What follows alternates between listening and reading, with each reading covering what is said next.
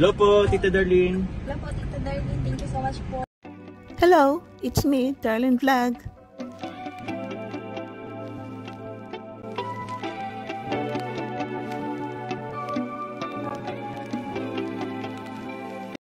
Good morning mga kalingap, good afternoon, good evening mga ka-chumkar. It's me, Darlene Vlog. So bago tayo magsimula ng ating reactions for today, shoutout ko muna si Kuya Val Santos Matubang, si Ate na Vlog, si Kalingap Rap, ang presidente ng Karipa Birador, si Kuya Noli. Pakisubscribe po sila ang mga ito na bago mga small YouTuber ng Kalingap charity vlogger, si Kalingap Jose at Kalingap Leja.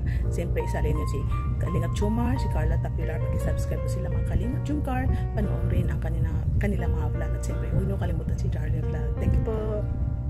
Sa mga Kalingap Chumkar, may naka-assign naman sa akin na Kalingap Leja ng Lupis Quezon. Ano po siya? Isa siyang small YouTuber ng Kalingap charity vlogger. At ito si Leja ay masipag. Nakita ko dun sa mga vlog niya is lagi siyang mag-isang nagsi-scout, minsan may nagre-refer sa kanya, pinumpuntahan niya mag-isa, minsan may mga kasama siya. Pero dito, may dalawang video na reaction na natin, pagdugtungin natin dahil ano lang sila, parang kakasimula pa lang. Siya ay 74 years old, mag-isa sa bahay, semi-stroke. Na-stroke siya 1 year ago, tapos nakalakad siya ulit, pero parang semi-stroke pa rin, hindi 100% na okay na nakakalakad siya. Mag-isa siya sa buhay dahil may mga anak siya, marami siyang mga anak, pero yung mga anak doon niya na babae is patay na. So ang natitira niya mga anak na lang is tatlo ang mga anak niya natitira, puro mga lalaki, may mga asawa. At makita niyo sa bahay niya ay pinagtagpi-tagpi na trapal, pinagtagpi-tagpi na tarpaulin, pinagtagpi-tagpi ng mga sako, at maliit na bahay. Mag-isa lang siya sa bahay. Panoorin po ninyo ang short video. Kawawang-kawawa nga talaga si Lula, oh. Ayan. Ay, Diyos ko po. Ilang taon na si nanay? Ilang taon ka na nga, Lulay na? 70? 74 po. Oh, dito siya, nag-iisa lang. Tingnan ko kung ano na rin. Ay, kawawa naman si nanay. Nay! Magandang hapon! Sino nanay kasama mo dito? Wala. Ako ay si Kalingap Leja na. Yan, nakakabangon ka pa po? Bangon, Nay. Yan. Ay, sinong nagluluto para sa'yo? Ako po. Ikaw? Na-stroke ka, Nay. Ilang taon na si nanay? 74 po. Oh, 74. Mga Kalingap. Ay, naku, Diyos ko po, Panginoon. Ako'y nangirin ng kaimaning Nanay, ano nga ang tunay mong pangalan? Lorena. Lorena. Ito, Alcantara. Lorena Alcantara. At si nanay ay ilang taon? 74. 74. Ilang taon na si nanay stroke? Mahigit na po isang taon. Mahigit ng isang taon. Ay, mga Kalingap, kung nakikita po ninyo ang bahay ni nanay. Nanay, paano kung masamang panahon? Saan ka nakikitulog? Nagpunta ako sa isa kong anak. Napunta ka sa anak. Po, para kayo may nakatawa. Dito, may nahayag ko pong matulog. Natulo dito sa tulugan mo? Oo. Ay, bakit hindi ka nalang tumira sa anak mo? Ayoko po. Bakit? Hindi ko po tunara ang aking manugang. Yun lang. Ako ay kay nanay. Napunta po ako sa aking anak. Pag may pakaramdam ko, ako po natutumba. Natutumba ka. Dapat ikaw ay naandun. Ayaw mo. Ilan ba anak mo? Marami po. Marami kang anak. Ang sabi po yung anak ko ngayon ay tataklo na po sa lalaki. Pati na mga babae. Patay na ang mga babae. So wala nang mag-asikaso sa iyo na anak na babae. Wala po. Ay, nasa asawa mo. Patay na po. Itong nanay na ito is, senior na siya, diba? So, saan siya kumukuha ng kinakain niya? Doon daw sa pension niya. Saan niya? Dahil na po siya, senior na siya. So, may pension siya, every 3 buwan, saka daw niya matatanggap ang pension niya. 3,000. At makita niyo sa bahay niya na nakakatakot dahil pwede siya mabagsakan dahil hindi na matibay ang bahay niya. So, pag malakas ang ulan, talagang nababasa daw siya. Minsan nagpapayong siya. Kumusta ka po? Mahigin mo po. Saan ka kumukuha ng kinakain mo? May kaunti po yung pension niya. Yung may pension ka sa senior. May kasi pa po yun. Oo, ang tagal bago dumating. 3 buwan po. 3 buwan. 3,000. Kaya po may payong. Kaya ikaw nanay ay nakapayong sa pagtulog? Opo. Ay naku, yan mga Kalingap po, yan ang payong niya. Sira na rin. Naku, ito si Kalingap Lydia is parang ako rin, no? Very emotional, madali mapaiyak sa mga ganito. Kasi umiiyak siya pag nag-vlog, habang nag-interview, umiiyak. Sabi niya, mga Kalingap, parang ako siguro kung mag-charity vlog ako, tapos ganyan, talagang maiiyak ako. Baka tuwing vlog ko, baka iyak na iyak ako. Minsan nga naiyak ako sa mga reactions kasi, maahawain ako. Pero, so ito nga, masasabi natin nga, semi-stroke siya, 74 years old. Siya daw naglalaba, siya ang naghanap ng kahoy, siya ang nagluluto, nag-iigib ng tubig, at pautay-utay ang kanyang lakad dahil yun nga. Naglalaba si nanay. Tsaka nag-iigib ka, Ayan mga Kalingap, at pa rin. Putol na yung ng kahoy, baka tayo bagsakan. Eh nanay, sino nag-iigib ng tubig mo? Ikaw pa rin? Siya po'y nag-iisa. Ako nangangahoy. Ika'y nangangahoy din. Nakakalakad ka pa naman. Nakakalakad po'y pautay-utay. Ako ay naano sa ni nanay. Kalagayan ni nanay. Grabe. Mga Kalingap. Sana naman matulungan si nanay. So dito nga dahil wala siyang ilaw, flashlight lang kanyang ginagamit. Okay lang din yung flashlight kasi kung candle, sulo, baka mamaya matumba, masunog, diba? So okay lang yung flashlight. At saka itong matanda, ito si nanay is ano na daw siya, yung may maintenance siya, diba po, galing siya sa stroke. So normal yan, high blood siya, may maintenance. Nakakaawa, diba mga chumkar? Kasi ito si Lydia is umiyak siya pang nabla-vlog. So napapaisip ako na kawawa tayo, pag tumanda tayo na kahit marami tayong anak, tapos may time na mag-isa pa rin tayo.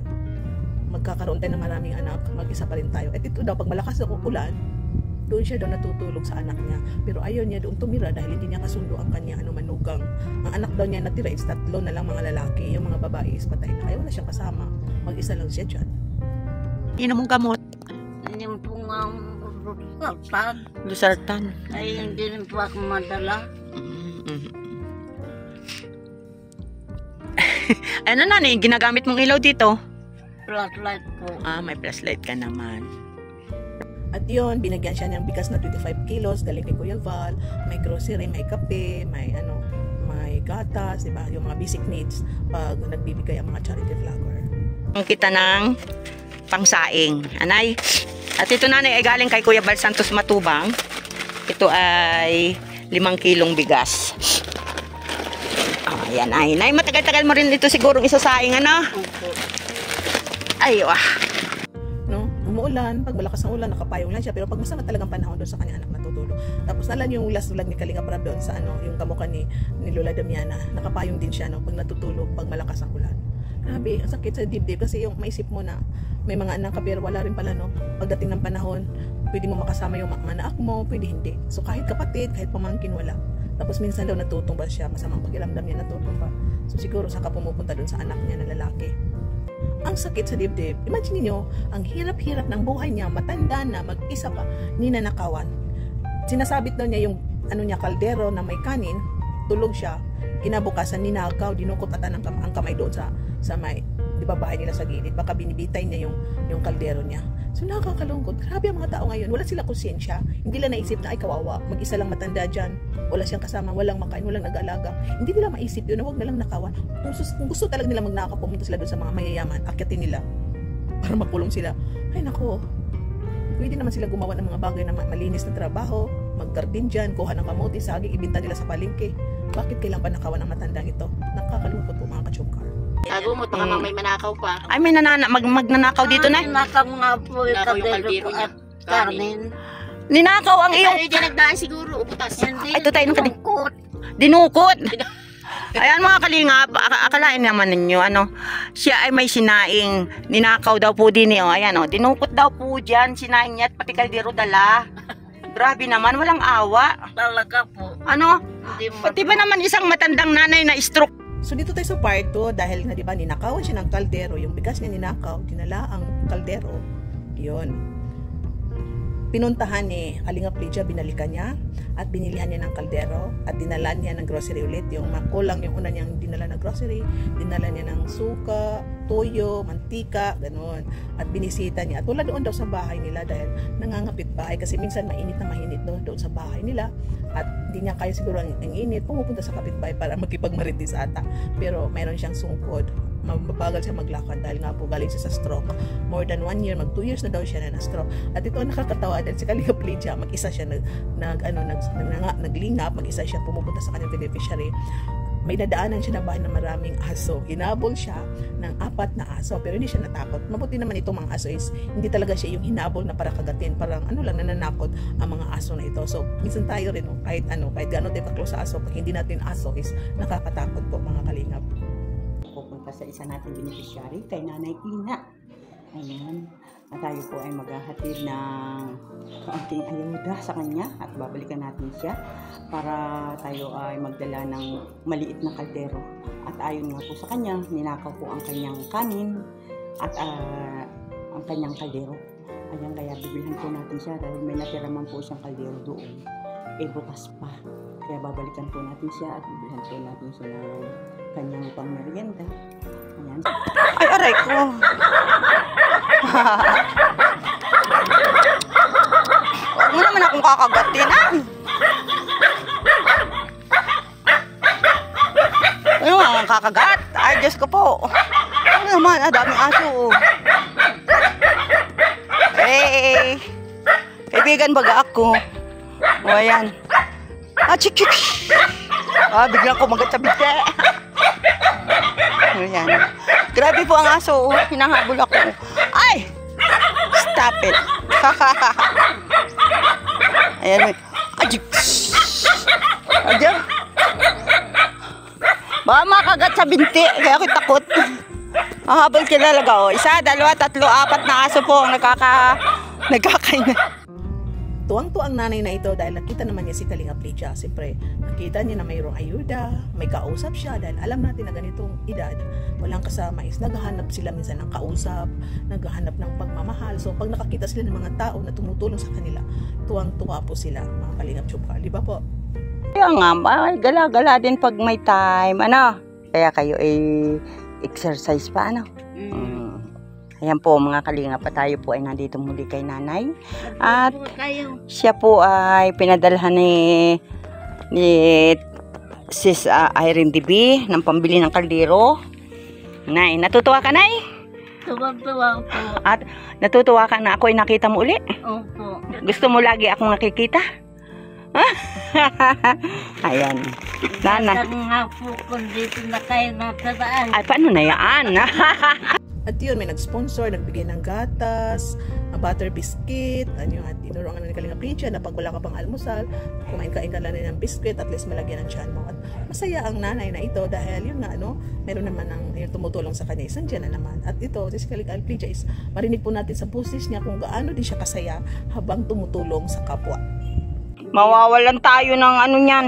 Baka, naku, pag pinatakaw. Ito ay ating kakainin, ate. Binili ko dyan sa daan. Kainin natin, tayo magmimerienda sa Luzalo. At siyempre, nanay, doon sa video mo, wala daw akong dalang langis. At saka, tuyo. Yan ha, may tuyo ka, may At saka, suka. Yan. Ayan, kaya pinabilhan ka sa akin. Ayan. At ikaw daw ay uminom ng gatas. Ayan, oh my God, ka pa. May gatas pa si nanay. Iba na, inom ka ba naman nanay ng gatas? Naanom po. At ito po nanay ay pang sabon na panglaba dahil sabi mo wala kang panglaba. Binilang kita. Ayan. At siyempre, kaya nagaligo, kailangan mo mabango. Ginhawa. Kailangan lahat, siyempre, itong butter cookies. Ayan, sis Irene, nandito, binilang ko si nanay ng butter cookies. Ayan. Tanggapin mo, nay. Tanggapin mo. Salamat po. Nung nakita natin, lilibang niya ang kanyang sarili. Siguro bored siya sa bahay, siyempre walang kausap. Pupunta sa kapitbahay, kahit hirap maglakad, is yun, talagang lalakarin niya, nakabuta pa daw siya para pumunta sa kapitbahay. Dahil yun nga, ang init-init daw sa kanyang bahay, kaya pumunta sa kaibigan, kapitbahay, para mag-standby doon, magkimarites, di ba po? Dahil alam po natin na Minsan nasasaktan ako sa mga ganito, napapaisip ako, di ba? Kasi may mga anak tayo, anak din tayo, pati yung magulang ko, wala na akong papa, yung magulang ko, kahit matanda na siya, may sakit siya, nandiyan naman yung kapatid ko nag-alaga sa kanya, tapos yung mga ibang kapatid ko malapit lang, pwede lang matawag, distance lang, ako lang, mga 3 kami malayo sa mama namin, kaya ginagawa namin, financial yung ipapadala namin, hindi namin sila maalagaan. Pero magtanong din sa sarili natin, tayo, yung mga anak natin, pagtanda natin, kasama ba natin sila? Kasi ako minsan napapaisip ko na baka itong anak ko na 4 is pagdating ng panahon hindi ko sila makakasama lahat dahil ang 2 malayo na, nag-aaral na, tapos yung bunso ko malayo din yung school na pinapasokan niya, tapos isa lang nandito. So sabi ko pag graduate nitong pangatlo ko, then mag-graduate na siya next year, kami na lang ng daddy niya, tapos yung bunso pag graduate niya papasok na rin, maghanap din ng trabaho, so kami na lang ang daddy niya, matanda na kami. Napapaisip ako, diba? Pag kami matanda, may mag-alaga pa sa amin, parang ganon kahit meron tayong katulong, so minsan ay nako, so mag-overthink tayo. Ako minsan nag-overthink ako pag may nakita ko mga ganitong sitwasyon kasi iniisip ko yung sitwasyon ko, pero napapaisip ko rin na hindi ako papabayaan ng mga anak ko kasi yung mga anak ko is nag-agaw yan. Minsan sabi ng panganay ko, mami dito kayo, pag nag-retire si daddy, yung pangalawa, mami dito kayo. So yung dalawa kasi hindi pag-graduate, hindi lang masasabi na mami dito kayo. So may pagpipilian ka sa mga anak mo, sino nag-invite sa kanila. Pwede rin siguro sa after 1 month doon kasi isa, after 1 month doon ka naman sa isa, pasyalan mo na sila lahat, or diyan ka na lang sa bahay mo, papasyalan ka ng mga anak mo, di ba po? So yun nga, sa mga ganito na wala talagang mga anak na mag-alaga, magpapasyal sa kanila kasama, talaga pong napakahirap po mga ka-Jomcar dahil nakikita po natin sa sitwasyon nila, di ba po? Ganyan ang lakad. May tungkod naman. May tungkod. Masipag po mga kalingap si nanay. Ayaw ko lang natutumbang sa gado ng aking katawan. Natutumba ka kung minsan.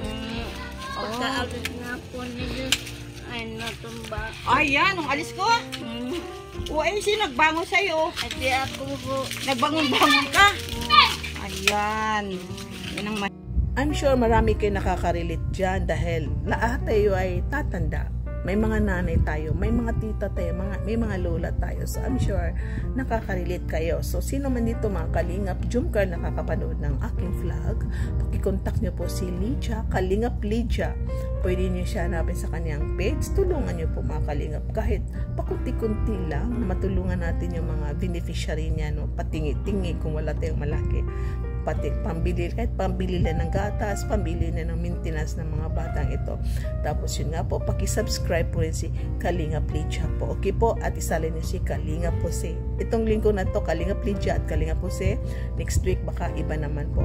So salamat po sa panonood na ating vlog. Paki-subscribe po, paki-click ang notifications para makatanggap po kayo ng notifications pag meron tayong upload. So thank you so much. Shout out sa lahat ng charity vloggers ng Kalingap, lahat na Kalingap partners, siyempre itong mga ka-reactor sa Karipa, hello, shoutout sa inyo lahat. So lahat na love team sa Kalingap, tuloy-tuloy lang po ang pagmamaraton ng mga vlog ni Kalingap Rab, Kuya Val, gaya ng pagmamaraton niya sa mga vlog ni Kalingap Jomcar. So shoutout sa lahat ng Jomcar community, hello sa inyo lahat dyan, especially sa mga kaibigan natin at ating mga kasamahan na kahit hindi tayo lagi dyan. So ingat kayo, Jomcar fans for life, so Jomcar supporters, marathoners, I love you all, at kahit hindi man tayo magkakaisa ng bayan, siyempre isa ang puso natin ang tumulong sa Kalingap sa Jomcar. So salamat po and see you in my next reactions video. Shout out, I love you all.